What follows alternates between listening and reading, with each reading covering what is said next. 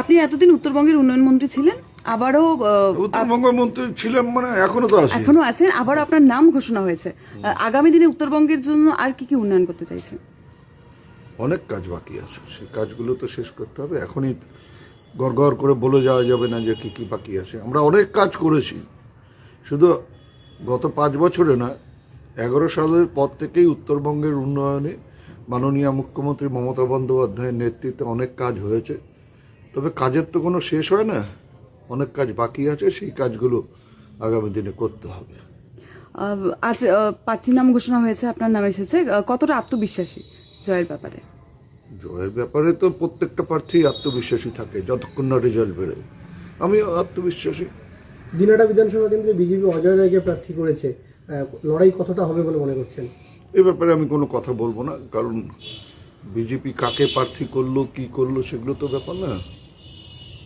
লড়াই হবে দুটো রাজনৈতিক দলের মধ্যে। জনগণ যাদের উপর আস্থা ভরসা রাখবে তারা জয়ী হবে। দিনহাটাতে সবসময় একটা মারমার কাটকাট পরিস্থিতি, এই সময় ভোটের কি রকম পরিকল্পনা রয়েছে আপনাদের? কোনো দিনহাটার মতন শান্ত জায়গা তো, মানে আমি গত 24 সালের লোকসভা নির্বাচনের ভোটের ফলাফল ঘোষণার পর থেকে দিনহাটার মানুষ আর কোনো বোমের আওয়াজ পায়নি। তার মানে বোঝা যাচ্ছে যে কোথার থেকে গোলমাল হতো, কিভাবে গোলমাল হতো, এখন আর বোমের আওয়াজ দিনহাটায় নেই। আজকে যখন আপনাদের প্রার্থী তালিকা ঘোষণা হচ্ছে, ঠিক তার কয়েক ঘন্টা আগে রাজ্য পুলিশের একাধিক শীর্ষস্থানীয় পদের রদবদল হয়েছে, কোচবিহারের এসপিকেও সরে যেতে হয়েছে। ভোট তো আর পুলিশ দেবে না, ভোট জনগণ দেবে। সেই পুলিশ নিজের এলাকায় ভোট দেবে, সব জায়গায় তো তারা ভোট দেবেন না, বা পুলিশকে দিয়ে ভোটও করা যায় না।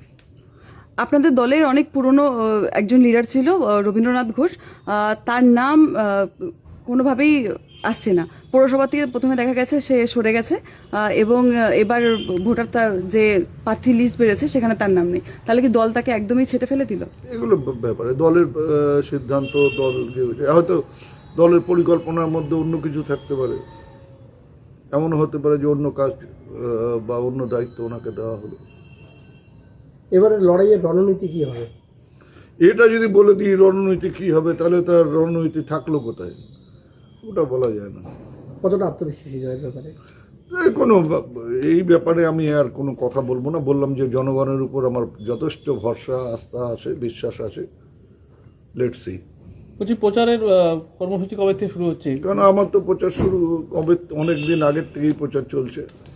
সে প্রচার নতুন করে আর প্রচারের কোনো ব্যাপার নেই, মানে আনুষ্ঠানিক প্রচার সেরকম কোনো ব্যাপার নেই।